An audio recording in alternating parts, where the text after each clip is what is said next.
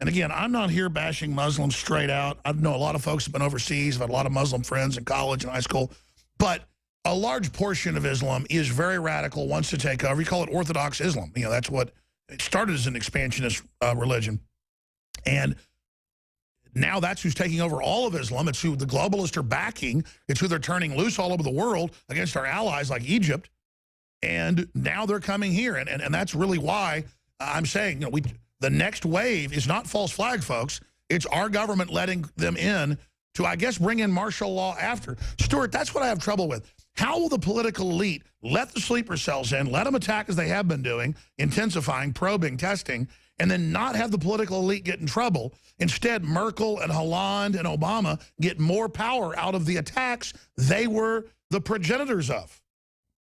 Well, they've been doing that for decades. You know, it's the creative destruction.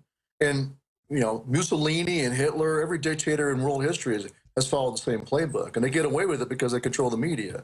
That's why it's important for guys like you and guys like me and the filmmakers that are out there now. I mean, this is a chance for a mainstream film distribution, possibly. I've never seen in a film these topics discussed, and there's a chance for us, as you said, to do well enough in Texas, it'll spread across the country. Yeah, they've got national distributors right now ready to put $6 million behind putting it in theaters nationwide if it does well in Texas. So it's important. That's why. Absolutely, absolutely right. But, you know, even besides that, the American people are now, because of the internet, because of free exchange of information, they're starting to see this game. And that's why they're taking the mask off and doing it much more overtly.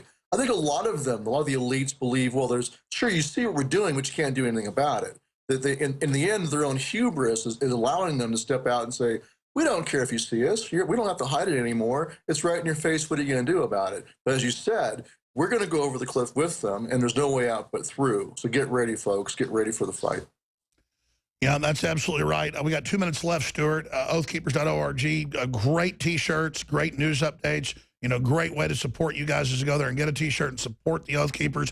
If you're military or police, try to chapter in your area. Now you got tens of thousands of folks that are part of it. You really scare the establishment, so I salute you there. What else do you want to add, Stewart?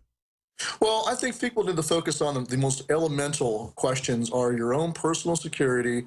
You know, who's on your buddy team, who's on your fire team, who's on your squad, who can you call on within a minute's notice, within 5 minutes notice. When you're in trouble in your own home, in your own neighborhood, do you have security? Can you call? Is there anybody you can call on? So form those alliances now, form those neighborhood watches. That's the most important thing you can do, is be ready to defend yourself and your community together. Learn who you can trust yesterday.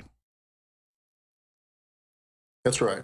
And, you know, and your neighbors, even if you don't agree with them on everything, you all agree you don't want to be murdered by MS-13 or any other gang that comes through your door, or some Islamist cell down the street. So get together and agree on that one thing. And we're here to preserve life, liberty, and property as the founders intended. Sure. And the neighborhood watch is the most basic structure for doing that. Last question. Mexico is a failed state now. Do you think the U.S. is headed towards something that bad?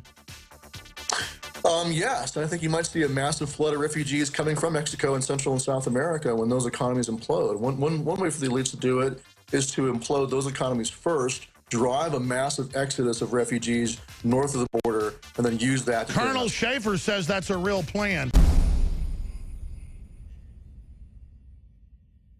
Stewart, what is your sense, with your contacts in government out, on where this country's going currently, as you call it, the battle space here in the Republic, but also what's happening in Europe, what Obama is doing, the opening the borders outside of law, flaunting everything? I mean, is this the death of America, or is this the death throes of the establishment trying to wound the nation however they can on their way out? Where do you think we are currently? Well, I think you've said so yourself. It's a two-way window.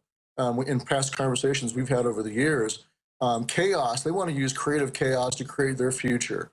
We understand that they're doing a full spectrum, fourth-generation warfare assault on this country, just as they're doing on Europe. It's an assault on Western civilization. The wide open borders in Europe, the obvious, you know, Tet 2, as Matt Bracken calls it, I think he's right. They're intentionally leaving the borders open in Europe, bringing in mass refugees. Among them are going to be jihadists who are setting up a future Tet offensive, Tet-style offensive in Europe, and the same thing's being done to this country. So if we just sit back, they'll win because they'll cause the chaos that they'll use as creative destruction. Now, if we're ready to push through our agenda, which is liberty, during that time of chaos, then we will win. That's why it's incredibly important for us to make sure that we get together with fellow veterans and fellow constitutionalists in our communities and form up those, we call them community preparedness teams, however you want to call them, civil defense units, whatever. Make sure that you have the ability inside your local community to preserve liberty, life, liberty, and property when the time comes, and fight in the street against their fourth generation warfare agents, which are going to be the jihadists and the cartels and the gangs and then these radical Black Lives Matter people and the the black anarchists, the black flag anarchists. It's all the same thing. They're all just force multipliers and proxies, just as we saw during the Cold War with communism. So it's the same agenda. But we have to make sure that we provide the liberty version, the liberty outcome, instead of people going from the frying pan into the fire of thinking the only way to stop the communism. Just as George Washington ended up winning the propaganda war because his troops had much higher standards than the redcoats, we have to be absolutely above reproach.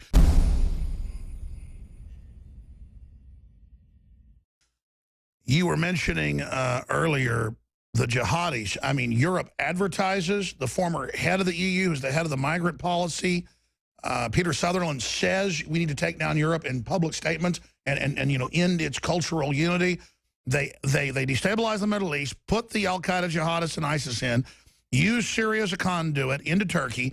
Turkey creates a corridor, brings them into Eastern Western Europe. They advertise 80% are military-age men.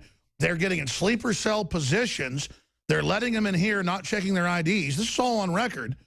Preparing, obviously, a secret super assault, or like you said, a jihadist Western Tet offensive. For folks that don't know military doctrine, explain to them what a sleeper cell is or what a Tet offensive is basically an example of.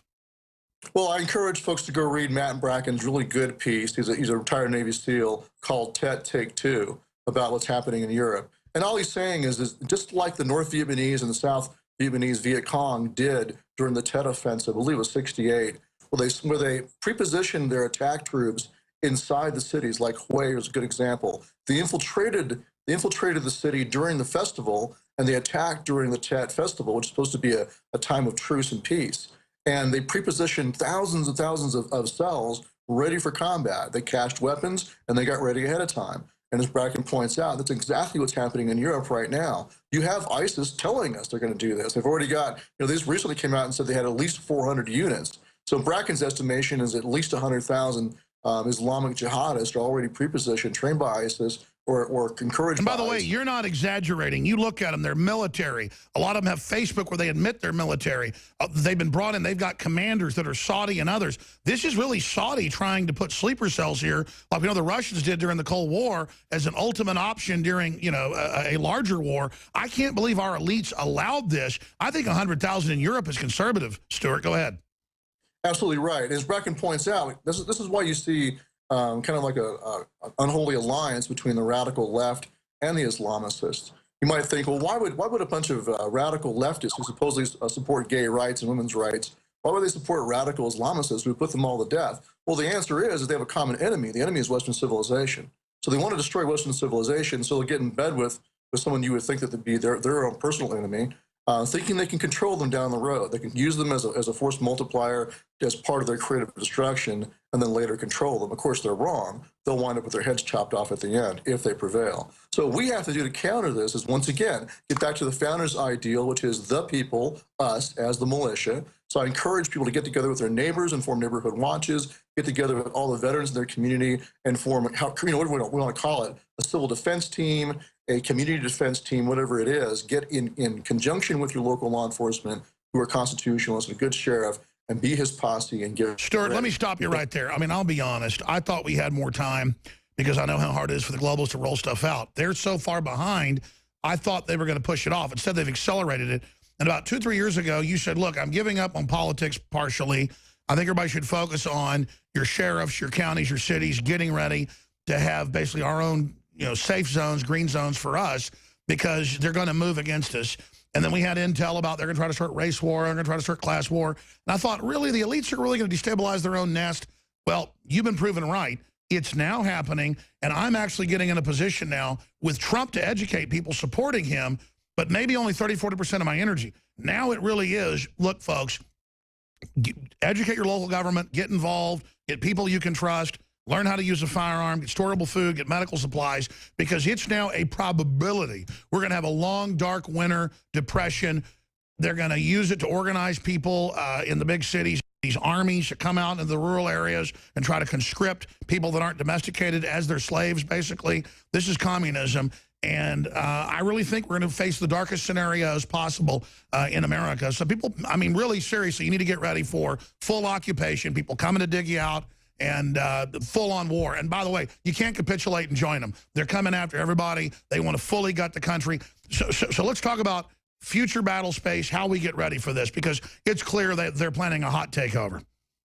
Absolutely. I think what you have to do is tap into the reservoir of knowledge and training you'll already have in your local community, especially among your veterans. I encourage people to go beat down the doors of your local VFW and anywhere else you can find veterans, which is why we're going to be on the college campuses as well. We want to be there to grab the returning Afghan and Iraq veterans and bring them into helping us to train the American people. So start with a neighborhood watch. Recruit the veterans, retired cops, retired doctors and nurses, all the talent you're going to need in your neighborhood's already there. Go find them and recruit them. And then the next stop after that is to work on your local sheriff, elect a good county sheriff, and then form a posse behind him. But along the way, if you can be a volunteer firefighter, search and rescue, EMT, go join that. Become part of your first responder community and make it stronger and get ready as you can.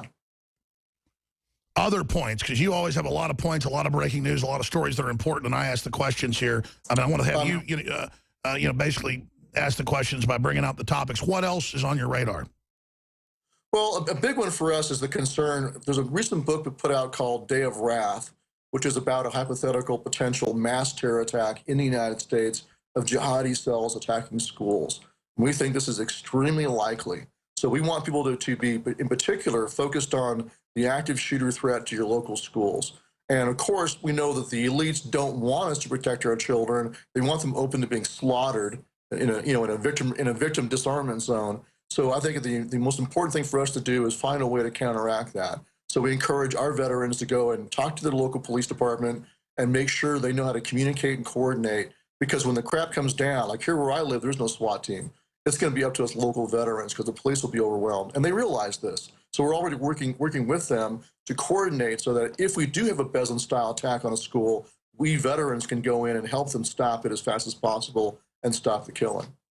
Absolutely. And again, the ADL, the Southern Poverty Law Center, to a great extent, correct me if I'm wrong, they're starting to lose their hold on the police and military as they discover they're basically multinational disinformation operatives. Even the FBI says they don't use the Southern Poverty Law Center's and ADL's info anymore. A lot of police departments are learning that they're giving them awards, paying off police. Folks are realizing that these are basically outside institutions, basically infiltration, espionage organizations.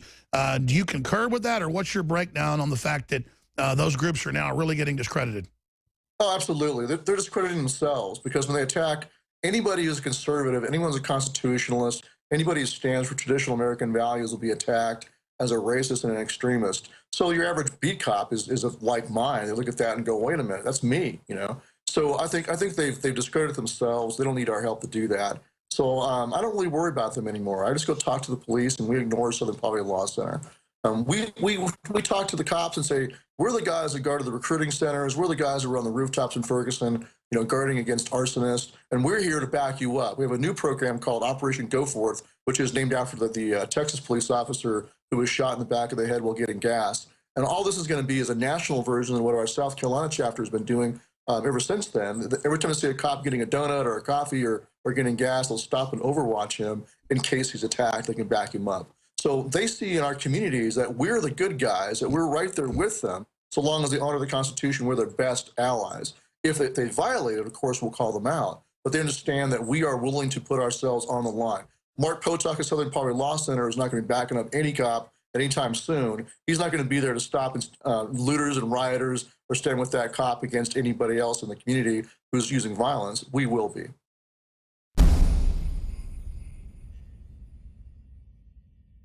Why would they bring in the last 3 years 5 million people into Europe. 1 million just in the last 6 months or so. Claiming it was a few 100,000 here and there, and then suddenly, oh, it's been 2, 3, 4, 5 million. Hundreds of thousands here, cover it up and say it's a few thousand. Every high school in town, including my alma mater, has over 200 refugees from, quote, Syria, and they're really Saudi Arabian and others. This is a Sunni invasion, a Wahhabist invasion. On record into Syria, then into Turkey, who opens up a conduit all the way through Europe with Merkel and Hollande and all the rest of them, and the Swedish prime minister saying, come to me, and kicking old people out of their government housing and moving them. This is all confirmed. We've had our reporters over there in no-go zones in Paris and in Brussels, Belgium, where they would go 10 miles in any direction, and Muslims would just run out going, get out of here, screaming at them in French or English or Arabic. And Biggs has been in a lot of combat. He heard him in Arabic saying, get out of here, infidel, infidel. He's got infidel on his arm, tattooed. Freaking out on them. And then they go on TV and say there's no-go zones in the U.S. or in England or in... This is what's going on. Why would the establishment open a conduit up for the last 3 years, bring them in, let them come in? Judicial Watch got more documents. We went down there and found the mosque on the Texas border. That they've got sleeper cells coming over. We know this is going on. So the question is, why would our governments be doing this at a level where upwards of 80% they admit with the passports are military-age men? A lot of them brag on their Facebook and Twitters, hey, German ladies, I'm here. Here I was in combat in the Free Syrian Army, a year ago. Why would you do that? It is a giant sleeper cell invasion. And I had the founder of Oathkeeper, Stewart Rhodes, on a few weeks ago, and he said, you need to get Matt Bracken on. He really knows what he's talking about. You should go read his articles. And I did read them, and just they're amazing. In fact, I want to start reposting them on InfoWars.com and of course, linking to his site if he'd be gracious enough for us to do that, because it's very, very important. Tet Take Two, Islam's 2016 European Offensive. And he's the author of Enemies Foreign and Domestic and a well-known advocate for Second Amendment rights. The following guest essay by Bracken is also being published at Western Rifle Shooters Association. And he's also written another article dealing with burning down the House in 2016. He sees war in the near future before a new president takes office. We're going to look at that coming up as well. But enemiesforeignanddomestic.com, enemiesforeignanddomestic.com, and I'm not going to go over his whole bio. You can go there and see it, but a long career in the Navy SEALs, going back into the 1980s, Beirut, you name it, just all over the world, Panama Canal, it goes on and on, what he's seen. So he's actually been there, done that, witnessed how people infiltrate, both from the side of an infiltrator, someone trying to find the infiltrators, and he has really written some detailed breakdowns of what's happening. He's a self-described freedom supporter, a constitutionalist who believes in original intent of the founding fathers of our country. He lives with his family in North Florida. So, Matt, thanks for coming on.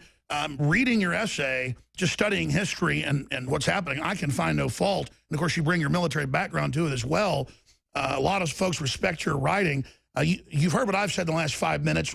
Was that overall accurate? And what can you add in an overall overview for folks in the next 5 minutes before we go to break? Okay, it's perfect. Your byline of your website and your show, there is a war for our minds, a battle going on for our minds.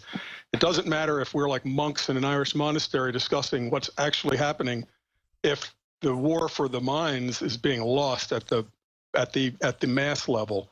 We make fun of the North Koreans. We show them doing the wave in stadiums or swooning for dear leader. But look at Swedes. They've been brainwashed into actually hating themselves. But when they look at the mirror, they say, this blondness just has to go. We're so guilty of everything. Swedes. In America, I mean, the madness over transgender. I just saw a YouTube video on a college campus. The guy says, what if I want to be, if I feel that I'm a 6'5" Chinese woman? And everybody agrees, if that's what you feel, then we should respect you as a 6'5" Chinese woman. So you can see how much work we have to do. I mean, the fact that after a century of communism, 100 million to 200 million killed under the various socialist banners, you have the young generation supporting this retread Bernie Sanders, who honeymooned in Nicaragua and Soviet Union, Nicaragua during a revolutionary phase. I think this is an extremely dangerous time. I think that 2016 is like a 1916 or 1787 or 1788. Another key turning, another key point in the pendulum. So a crossroads. A big crossroads. We're going to have the big Marxist breakout, especially, for example, if let's say Trump wins, there's no kinetic event like an assassination. All of these can happen. Massive riots like Watts, Ferguson, Baltimore, constantly. Imagine Cleveland on fire during the convention with armored personnel carriers all the way around the Beltway. We see Beyonce and MTV priming the pump, and that's got to be a directive from on top. Absolutely. That's the narrative. So this is the war for the minds. And in Germany, they actually have a new word. I think it's Lügenpresse, but it means liar press. So they refer to that, the mainstream media, and I would include almost everything that you can turn on your cable channel is more or less controlled media. They don't get out of certain boundaries. If anything says anywhere peripherally that this could be a conspiracy theory, they absolutely won't touch it. Oh, there's total scripting. There's total scripting. Conspiracies to come off. Exactly, total scripting. So please continue, Matt. Well, I think that the biggest danger, we're going to have riots in this country, but in Europe, we're going to have an outbreak of Beslan, the Paris attacks, Brussels attacks. Something very significant happened during the Brussels attacks. And you have to understand that a government, a big organization has to have a communication structure. It's not like one brain, it has, many individuals. So you have to put a lot of credence in such things as the security levels. They went from their maximum security level 4 back down to 3 within like 24 hours or 48 hours, while terrorists were still on the loose because they were absolutely wiped out. Everybody worked the maximum of overtime. They're exhausted. They can't do it. They have to go home and sleep. Europe has no bench. I think the German army is like 50,000 troops, and they are unionized, and they won't work over 40 hours. And during NATO exercises, they just quit halfway because the union rep says, that's it, and we don't cross rivers after dark or whatever. So they have no bench. We're going to have an outbreak in Europe. It'll probably start with maybe 8, 10, a dozen attacks, widespread. The terrorists have learned the utility of the synergistic effects of having attacks in various places at the same time. We used to think of it as an Al-Qaeda signature, like the East Africa embassies being exploded on the same day. But it's more than that. It's a way to overwhelm the security system. And in Europe, that's going to be a big problem. At the same time that we're going to see these Beslan type attacks, we're going to see infrastructure attacks. And they'll probably do it on a holiday like they did the Tet Offensive, knowing most of the security services are taking a well-earned break. Yeah, and it's not going to be like the Tet in Vietnam, folks that remember that, where that was an actual instruction orders had been assigned. That CIA completely missed it, or they might as well have missed it. If any messages were coming in from the field, they were disregarded. But they infiltrated 80,000 VC fighters into cities, and then all on the same day, they went and grabbed AK-47s and satchel charges from caches and ran amok. It won't be like that in Europe. I'm not saying there are 80,000 guys with an order and to go on Bastille Day. It's not going to be like that. But when there are, say, 10 attacks, like on a Beslan or Paris or Brussels level, that continues so that tomorrow there's another one, and then there's somebody just running amok with a knife. Rolling cascade attacks, cells with no communication, almost impossible to identify. It will self-reinforce because the mindset is different. They will self-reinforce. Remember, in that religion, that ideology, a pimp, a drug pusher, he's not sinning. If he's selling this stuff to infidels, good for you, buddy. You're really a sharp one. It's a perfect example to be evil. That's why they're so into gangsterism, right. Raping women, sex with other men. They call themselves, these followers of Abraham. It's sick. But at the very last moment, you can spend your whole life a drug pusher and a pimp and running a discotheque for infidels, and you can undo that all, pull like a parachute, and straight to your 72 virgins. So get out of jail free card. Smoke dope, party with infidels. You can't do enough good deeds, just like tithing extra or praying extra, It's impossible for that person, that sinner, to do enough good deeds if he lived to be 100 to go to heaven. But he can be the worst person in the world, pusher, pimp, armed robber. He goes straight to the 72 virgins if he kills some infidels. So that's why it will self-reinforce. When you see that the security services are completely overwhelmed, they're exhausted, there are no more, then another school is taken down, how do you react to it?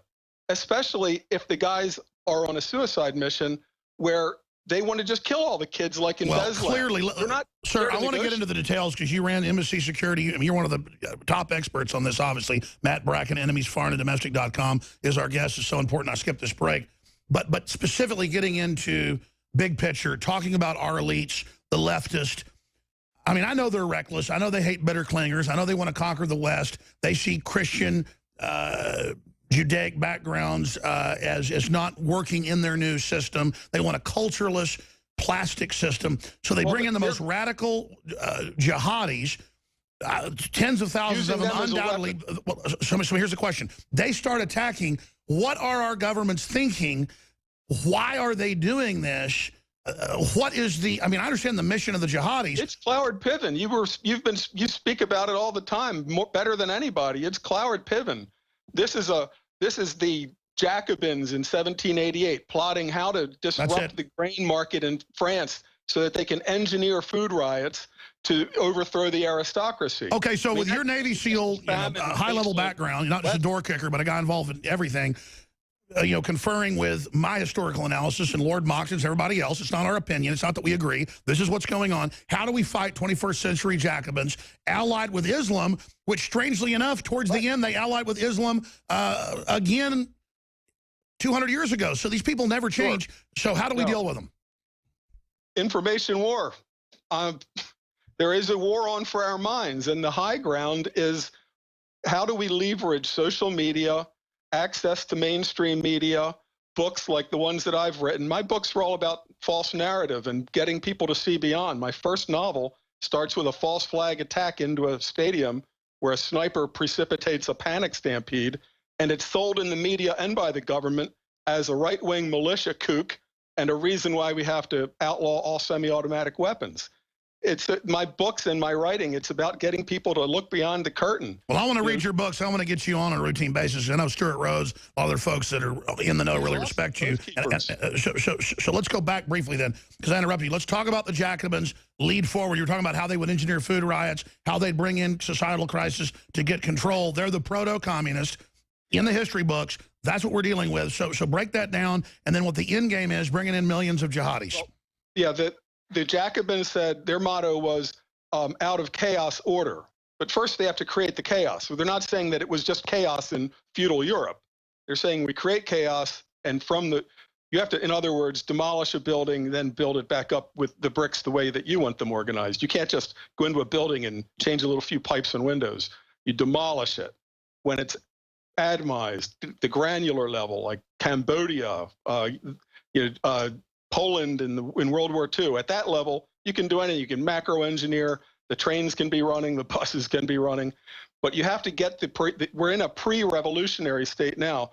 But they're going to pull out all the stops, especially if it looks like Trump is going to win. Certainly before he's inaugurated, we'll see a complete go for broke scenario, both in Europe, which will be this major Muslim offensive.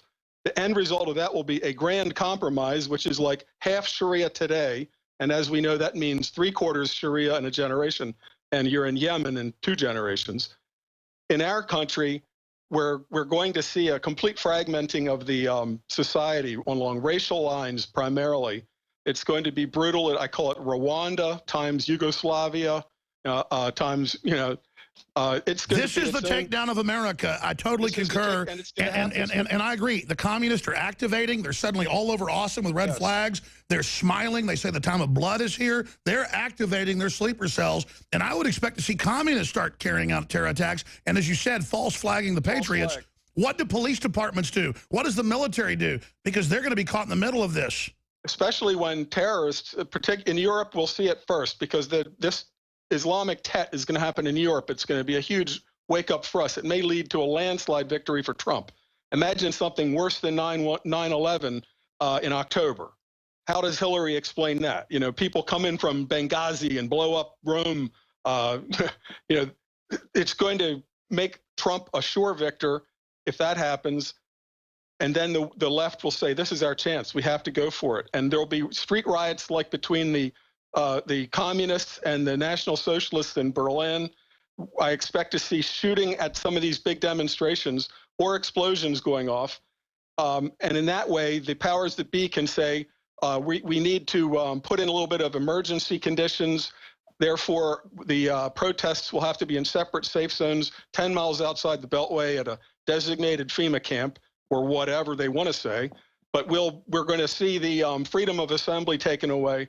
The key word, and that's almost like a code word, when you start hearing emergency, because they'll never say martial law. Those words will never come out of Obama, Jarrett, Michelle, that crowd. It'll be emergency. They'll say, during the present emergency, we can't afford to have these mass demonstrations, which always lead to violence and, unfortunately, bombs going off and people shooting. So we have to put that in abeyance. Now, if there's a real takedown, the grid goes down before November, then there'll be no election. If there's no electricity, there's no election. Then we're automatically into an emergency situation. Another way that the communists can engineer this is to start a rumor, doesn't have to have any boots on the ground, just start a rumor, an internet rumor, that, you know, white racist crackers are planning to snipe at black folks lined up at the polling stations. Just a rumor, it's all it takes.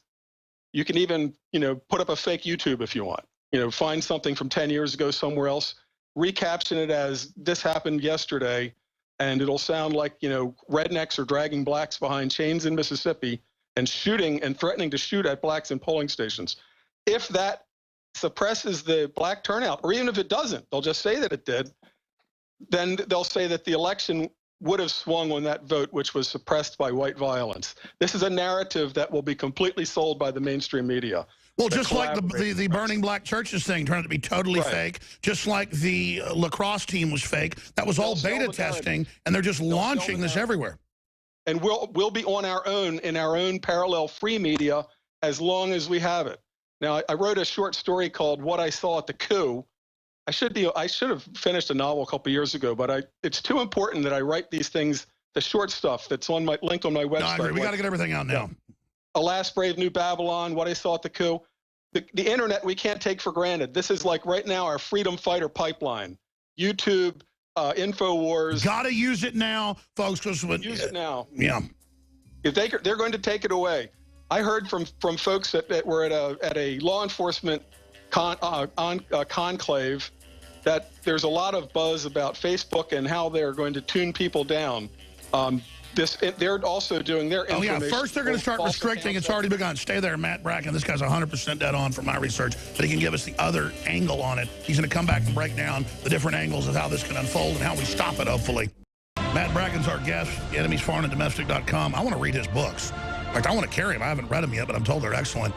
You know, nonfiction, and I guess some of them are fiction, but he can correct me if I'm wrong.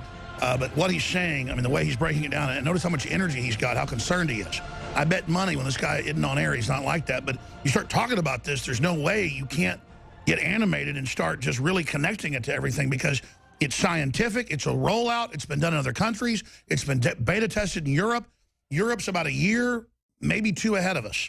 And I'm telling you, I'm going to see if he agrees with me. The way to try to back them off is if they think that it's absolutely going to fall flat on its face and that we know who's in charge of it, people like Soros, the globalist, their operatives inside the different agencies and the big banks, instead of their puppets, and we let them know we know the plan, and the police and military do, which I know that's happening. And I've been a big critic of the police and the military carrying out bad operations, but they're some of the most awake people out there. So that's two separate issues that then they may back off. The problem is that might actually scare them into doing it anyway. So we're kind of reaching a moment in history where things are collapsing. They've engineered it this way, but once you turn this thing loose, it's a juggernaut. I don't think they can put it back in the bottle. So I'm just telling you right now, yes, this is how we fund the operation. We fund the operation selling things that we believe in and we use, and we're running the biggest special that we can run possibly on InfoWars Select high-quality storable foods. It's My Patriot Food, the same stuff, packaged the same time. I can contractually offer bigger discounts on already great deals with it being private labeled InfoWars Select. We're running a special for just a few more days, 30 to 40% off all InfoWars Select storable food. Go to InfoWarsStore.com, InfoWarsSelect.com takes you right to the subpage, and you can buy My Patriot, the exact same food, if you want for a lot more. It's still very, very good, but it's the exact same food, and that's why we normally sell both brands, because it's the same stuff, and it's just the way contracts and stuff like this works. They have a bunch of other distributors, so I have to follow all these contracts and rules, and I've just found a way to bring you the lowest price out there, so that's what we've done. InfoWarsStore.com. Also, Anthroplex is just a whole bunch of known high-quality herbs that naturally boost your stamina, your energy, your libido. I don't want to say it's the poor man's super male vitality, but that's basically what it is. It's just a powder form instead of a liquid cold press form. Quite frankly, in some cases, it's probably stronger than super male or super female, but it has different effects for different people. Talk with your physician before. It's all recognized as safe, but this stuff's real. So, I mean, you'll probably notice within a day or two when you get up in the morning. I'm just going to leave it at that. InfoWarsLife.com. Anthroplex is back. After 2 months of being sold out, Super Male is about to sell out. There's plenty of Super Female. I don't know why. It works just as good as the male on males or females. Also, DNA Force is back in stock. X2 is there. You can get 10% off when you sign up for auto ship, and orders of $50 or more, ladies and gentlemen, are free shipping. So I want to thank you all for your support. Quite frankly, now more than ever, it is time to get as aggressive as you can in the media, however you can, warning people about what's happening while personally getting yourself ready. And let's just hope all these collapses and organized revolutions that have been carried out by the globalists in the last few years aren't going to come here. But you look at what they've done everywhere else, they're trying it here. The overthrow in Ukraine, the Arab Spring, all this stuff is run by the very same nasty people. I mean, the latest James Bond movie, they admitted, was advised by MI6. And the Quantum Group is the name of George Soros' fund. And the bad guy who runs Spectre is the head of the Quantum Group. He's the guy that tried to crash the British pound. Even intelligence agencies are telling you who runs Spectre. So understand, Ian Fleming was MI6. This is art imitating life, not the other way around. And I had to say, one person is like a top general of this globalist crime syndicate. It's a Soros. But there's others even worse than him. And these are people that have bad will towards the West. I'm going to shut up now for Matt Bracken because I've been jumping in a lot. He's just laying out so much knowledge. Start wherever you want. Go wherever you want. Former Navy SEAL, involved in a lot of clandestine operations all over the world. You can find out more at enemiesforeignanddomestic.com. Comes highly recommended, and I can tell why now because I was unaware of this guy. There's so many great patriots out there. I know the patriots know who he is. I just get so busy covering news. And then, Matt, lay out this Tet offensive, how you think we stop it. You've got the floor, my friend. I don't think we stop it. I think that the forces are in motion, are like deep sea tsunamis. The earthquake's already happened, and the waves are moving across the ocean. There's going to be a convergence. What people tend to do is look at each potential calamity in isolation and say, well, that's survivable. You know, if just a hurricane just hit New Orleans, that's survivable. But if you get, 100 Katrinas that happen at the same time, the system is shocked. It goes into shock. Can't move. It can't save itself. Like somebody being shot once in the foot compared to being shot 20 times at once. We're going to have an overload to the system. Now, the plan might be for this Marxist takedown. I look at it like a pyramid, and you have at the very top some very few very evil people. And I think that you could almost, depending on your religious persuasions, you could call them almost like a satanic influencer force. Below that, you have people that are also evil, but they really believe in communist revolution and that we're going to attain it. But we're not going to attain a communist revolution. We're armed to the teeth in this country. But we will have a massive civil war. But the civil war won't be a geographic North-South civil war. It's going to be a society tearing into itself civil war, kind of in the way of Bosnia, where people all speak the same language, but they have different factions. In this country, there will be such a strong racial element that it's going to get out of control in a very ugly way. And the problem is that there's no way to recoup the civilization. a very precious bubble floating that we're floating in, and we take it for granted. But our modern civilization is much more dangerous to ourselves than previous civilizations because, for example, calamities that happened to Europe, Black Death, 30 Years' War, Cromwell in Ireland, events that killed a third of a population, say, in a generation. You could still just grow food on your own acre and survive. If you weren't, our food, we don't grow it anymore. Our food comes from thousands of miles away. We all now are living in the equivalent of a glass bubble on Mars. And we don't see the glass bubble, we just think how pretty outer space is. But electricity has become our oxygen, and we're living under this false glass, artificial glass bubble. It's such a complex system now.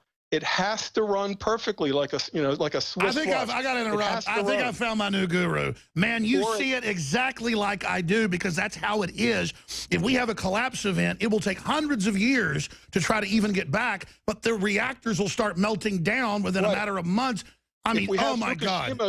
Sorry, go ahead. Fukushima's, it might be the South. It might be like Argentina. You'll have to get to, the North could be a nuclear wasteland, depending on, I don't really technically, I can't profess any great knowledge about nuclear plant safety, but if the economy locks up, if the grid goes down, something people need to understand, there are three parallel systems, like our nervous system, muscular system, bone structure. We have a financial system, an electrical grid, and a computer network system. If any one of those three is attacked really in depth, recurring attacks, then all three collapse and our society collapses. You cannot, if the financial system collapses, people can't get money out of the ATM, they loot the stores, game over. If the computer system collapses, the grid runs out of control, pipelines go open haywire all over the collapse, all game over. So any of those three collapse, financial, global computer network, it's mostly Cisco hardware running over fiber optical cables, and the electrical grid, which we know that that Metcalf station attack out in California a year ago, looking at it as a spec ops officer, that was a proof of concept test. That was a very professional thing. They had gone through an underground, cut optical trunks, did things so that there would be no rapid response, fired at these giant transformers, shut the thing down. That to me was somebody showing somebody else that if we do this 20 times, we take down America's proof of grid. concept. Proof of concept. And increase my budget, because if I have 20 teams, if you budget me for 20 teams, the people I would be looking at would be foreign students. That's the way that you can cycle commandos into a country. They can come in, for example, for 1 year of being a student, and they can recon their whole area. They can come in another year as a student in another college, and at the last minute be organized into a cell, take out these stations. For example, I just say, look, if Iran, just to pick on Iran here, if they're going to spend billions of dollars on a nuclear program, why wouldn't they spend a few million on a cheap kill grid takedown scenario just using commandos disguised as students? It's what we would do if we were smart and had that mindset. KGB used to plan that kind of thing. But how can we assume that our grid is not going to be collapsed at some point, especially with these Marxists trying to do the big takedown between the conventions and the inauguration? Is a time of maximum danger. I think of it as 1917 in Russia or 1789 in France. And again, they want it to collapse so they take over. But they can't take over. This is the thing. A plan, this is what I say a lot, a plan to ride a tiger is not the same as riding a tiger. Sure, that's why when Mao took over in China, 40, 50 million people died in the first round. But and communism still didn't work, but it can wreck a society. And what I'm afraid is we're going to have in this country a wrecked society. Now we have to hold on to the Bill of Rights no matter who's put on the Supreme Court. They can say the moon is made out of green cheese and that anybody that says they're a giraffe, you have to call them a giraffe. It won't make it reality. They can't take away our First or Second Amendment rights. If they try to, I don't care. If they stack the deck with communists on the Supreme Court. We have to defend every liberty at point blank range and promote it everywhere. Because we may not have this we may not have this means of communication. We could have our internet taken away. I wrote the short story you can just look at these things on the internet called What I Saw at the Coup, where as the backdrop is a missile war in the Middle East that takes down our grid temporarily and our internet for longer. And during that period, troublemakers like us are quietly taken off the stage left because there's no way for anybody to know what's happening to anybody for that month. And then when the internet comes back on, it comes back on in a much more controlled way. And how this is going to go is they've already got the commissars and the UN Strong Cities Initiative in every major city, quote, advising the police. And so if the police go along with it, then the Justice Department doesn't come in and harass them and take over. And so they're already setting up these contacts during a collapse to have the commissars order the police and local security services led by federal leaders to go out and round up the patriots. The police and others just have to not follow those orders at the That's point right. that, plus, you really want that job trying to go round up all the veterans? That's the plan to ride the tiger. It's not the same as riding the tiger. In my first novel, the guys that actually shoot into the stadium on opening day of, that Washington FedEx football field, from a mile away, somebody rainbow arcs in some SKS rounds, causing a panic stampede. Now, these are just two ATF, mid-level executives that want to see the ATF's budget increase because it'll increase their power and prestige. They know that they're not going to wind up with America being disarmed. They know it'll lead to a civil war. They know people won't turn in their semi-automatic weapons. But they're happy to start a civil war if they're in charge of like one of the factions that's going to be very powerful. Crisis is our brand. Right. And we're going to see events spin completely out of control, particularly if, as I said, the financial system, you look at Deutsche Bank and situations in Europe that are more dire even than with our Fed and our quantitative easing. Europe is in just as much of thin ice financially. Imagine when this Tet breaks out, nobody will be going to work for months. So what happens to the economy? The metros are closed. Every time a metro runs again, somebody jumps out and blows one up. Sure. No more metros. That's how they get to work. And there's also going to be a move to round up all the Muslims in Europe and here because they're sleeper cells. You'll almost have to. But under the cover of that, then they'll have the precedent to round up everybody they want. And you can see that as the kind of right-wing response being sold by former CIA directors and others. That's another program they've got cooking. So both the right-wing and left-wing elements of the power structure want the crisis because they all think they're going to battle each other inside the control grid for who gets control of the crisis when they're unleashing something, as you've said properly, that is uncontrollable and will bring in meltdown worldwide that's probably not survivable. We have to somehow communicate with these different establishment groups and say, listen, your guy upstairs is probably Satan himself. Stop following these orders, you lunatics. I don't think that it can be turned off. I don't think that if George Soros had a conversion on the road to Damascus, if George Soros turned into George Washington tomorrow and he said, stop, everybody, turn around. There's too much momentum. It's now like giant boulders coming down the hill. I agree with you, unfortunately. I agree with you. These forces. I agree with you, but we need to prepare for a grid down scenario in the next year because we're not going to have a Russian revolution, French revolution through Washington, D.C., and the power stays on. I promise you that in this chaos, even if engineers can't get to work because it's too dangerous, because there's just people. Venezuela now doesn't have power, basically no refrigeration. All these other countries can't do it. Under communism and command and control, you don't get electricity or medicine, folks. But it's going to probably collapse before they get anywhere near establishing a communist control. I understand, yes. Because we'll have a civil war like the Finns. People forget there was a war called the Winter War where little Finland actually beat the Soviet Union that rolled in thinking. There's a book on that, isn't it? Total Resistance? Yeah, and they tangled with like a Switzerland. They walked right into they sent a bunch of unmotivated reservists, conscripts, into a country like Switzerland with a William Tell type of, Marxist, Marxman mentality, marksmanship culture. Isn't William Tell the archetype of the rebel against tyranny, the true story of the guy that took out all those people because they hurt his kids? That's right, and that's right. He was Charles Bronson, so to speak. Well, there's millions of Charles Bronsons in this country. And I have to tell you, some of the most dangerous Charles Bronsons I know are older than me.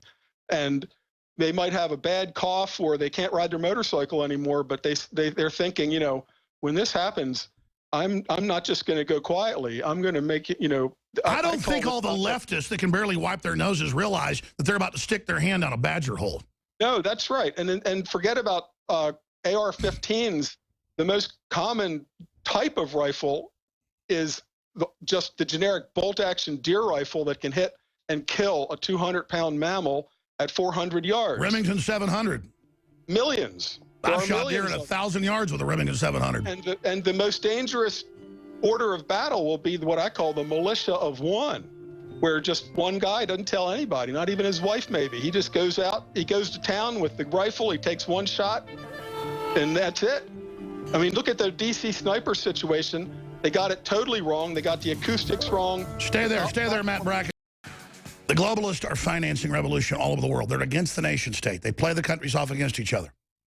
You know, that's like a James Bond movie. Well, that's because that's how it really works. And the worst element is the Anglo-American establishment. That's what they call themselves. Nothing to do with being Anglo, but it's people that run England, the United States, and a few other countries. It's the dominant force because it had the wealthiest, most open free market system to milk. And it is just running around all over the world, allied with radical Islam. And we have to get that narrative out of it's game over. I want to invite Matt Bracken, who I got to say I'm extremely impressed with. I read some of his essays, thought they were excellent. But I tell you, I absolutely click with what he's saying. Doesn't mean I agree with him. I totally agree with him, but it's not like I like him because I agree. It's because I know it's accurate, and everything he's saying, the way it pieces together, is exactly basically the way I've been seeing it. A lot of my other sources have been seeing it. And what's scary is it's like there's no doubt now. I mean, you can see this is the big one. Now, I hope and pray there's some way to avert this, push it back, whatever, but my gut is 50 times more concerned than it's ever been. I mean, I almost feel bad even being here on air, not getting, you know, dug in out in the countryside.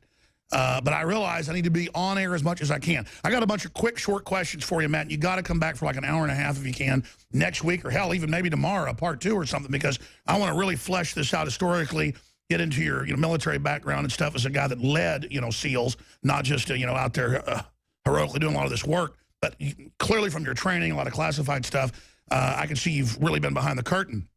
Looking at this, though, just quick questions. The police aren't perfect. They've been militarized by the globalists, but they're more awake than the general public, I found. Clearly, there's a move to cause a civil war aimed at local government, kill the cops. Kind of the army of one thing, but, get every little thug to go shoot a cop in the back of the head. That's what Soros and the globalists have been pushing, clearly. What is their hope there? And shouldn't that then, and I've seen the police actually get it, shouldn't that be what we reach out to police with? That, hey, we're doing Overwatch. We want to work with you. This is here. You better get operational now to stop this, because they need to be the front line with local government to identify globalist operatives locally, you name it, so when all this goes down, they understand which side to be on. And I'm serious. I think that's absolutely key. What do you say?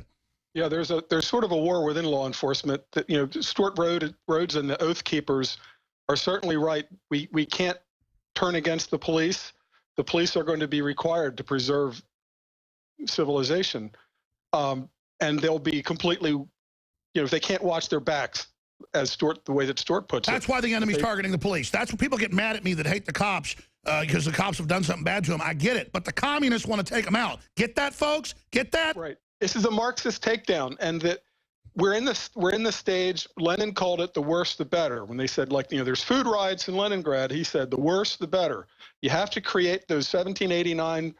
Bread riots. He said more blood. He said more blood. Just kill, carnage, random, fear. And imagine, they didn't have electricity in 1789. They didn't have electricity in 1917. So the linchpins that you would pull out would be, say, the food factories that bring the bread to Leningrad. That train doesn't make it for a week, and now there's riots. Well, today you don't necessarily do bread. You go after the grid. You go after the computer system. You go after the financial system. Then the bread stops. So in the absence of electricity, the computer network, and the financial system, our societies will implode. Enemies don't need to fire a missile over a city. A missile comes with a return address. Mutual assured deterrence works.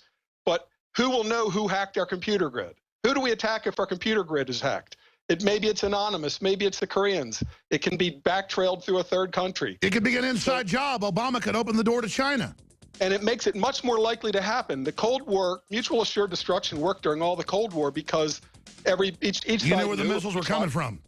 But in this situation, if our financial system is hacked, if everybody's accounts just goes gibberish, haywire, and nobody can do a transaction, within a week, the grid will be down. The stores Matt will be Bracken, you're absolutely right. From his Central Texas Command Center, deep behind enemy lines, the information war continues. It's Alex Jones and the GCN Radio Network. I wrote that liner 19 years ago when my show got syndicated on Genesis. I was already syndicated on a smaller outfit. Because I just had General Benton Parton, former head of the Air Force, former head of Air Force Weapons Development, top anti-communist, and he had all the classified info. He ran the HARP program before that. And he said, it's a program, Alex, and they're going to take us over. First, they got to break us down. He had all the terms out of their own operations. And then once they'd done that, they would then take us over and exploit us against the next country. And so he basically said, down the road, once they first seize the federal government and start collapsing things, you'll be basically deep behind enemy lines in your own country. So there I was 19 years ago writing that liner, hoping we could stave that off. Here we are. And they're trying to put it into place. Let me ask you this, Matt Bracken, and I hope you can come back for an hour and a half, 2 hours next week. Very impressed with your research. enemiesforeignanddomestic.com to read his essays, get the books, everything. Clearly, I understand the world's going to turmoil, population. They've already flipped the switches where things aren't sustainable by design, hoping to ride that crisis in their own words. But looking at this, talking to other former Navy SEALs, former spooks, almost everybody I talk to that's been... Delta Force, Green Berets, Navy SEALs are all super smart, super cool, the best people you can imagine. They know everything I know and more. And then they still just go, yeah, but the public's too dumbed down. When you talk to all these other folks, what are they thinking? Are they all just trying to dig in for their own families as well? Or, I mean, what do we do? There's a lot of digging in going on. I'm past the age when an active duty guy is still on active duty.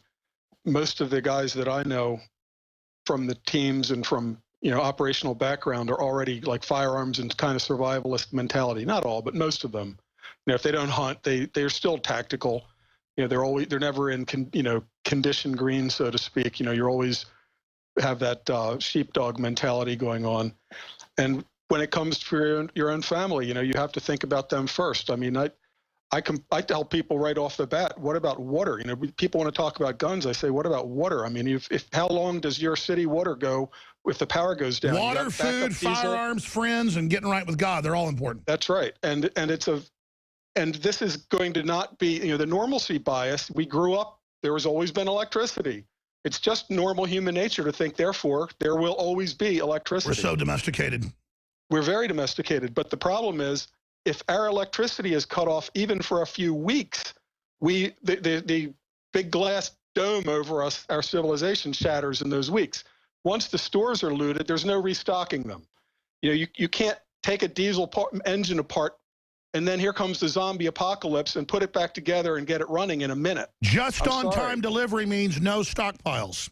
No stockpiles. And when the 18-wheelers run out of fuel on the freeways and at the truck stops, truck stops will be like a little feudal empire as long as their underground storage tanks are lasting and they've got generators. That's where you'll see all the state troopers at the truck stops. It'll be like the Alamo, last place with light in your county. But good God! No. And you see the preparations by government digging in themselves. Yeah, and the people. Why don't we just arrest George Soros and Obama and these damn people? Well, the people. It's too late. It's the tsunami earthquakes already happened. And now I totally agree. It's already been set in motion. So I guess we just get to high ground knowing the water's coming. And you try to warn people. I'm willing to throw away all my credibility, such as it is. I wasn't career military. I'm not a big hero. I wasn't like all this stuff that it's the guys later after me that have been like in a war footing forever, believe me. So I don't want to take that kind of credit where it's not due. You were more clandestine stuff back then with the SEALs, right? But I wasn't career, and I didn't do anything amazing. I was fortunate to be in SEAL team. It's a wonderful thing. It was an early chapter in my life. But what I'm saying is there's going to be no escaping it. And we're like the kids at that beach in... His audio just cut out. Okay, hold on, guys. His audio just cut out. So let's can we get Stone on too? But I'm gonna come back, finish up with him for 30 seconds or a minute, and or get him on phone because I don't want it to end like that. I was where his audio just cut out. We'll be right back, or we'll get a final comment from Matt Bracken, enemiesforeignanddomestic.com. That was a powerful interview. That guy really knows what he's talking about. And again, I think there's a 10% chance we can have a soft landing in this, maybe 20%. But there's crises is already happening all over the world. He's already been proven correct. On her way to work one morning, down the path along the lake, a tender-hearted woman saw a poor, half-frozen snake. His pretty-colored skin had been all frosted with the dew. "Oh, well," she cried, "I'll take you in, and I'll take care of you. Take me in, O tender woman. Take me in, for heaven's sake. Take me in, O tender woman," sighed the vicious snake. "Take me in, O tender woman. Take me in, for heaven's sake. Take me in, O tender woman," sighed the vicious snake. Now she clutched him to her bosom. "You're so beautiful," she cried. "But if I hadn't brought you in, by now you might have died." She stroked his pretty skin, and then she kissed and held him tight. But instead of saying thank you, that snake gave her a vicious bite. "I saved you," cried the woman, "and you've bit me, heavens wide. You know your bite is poisonous, and now I'm going to die." "Oh, shut up, silly woman," said the reptile with a grin. "You knew damn well I was a snake before you took me in."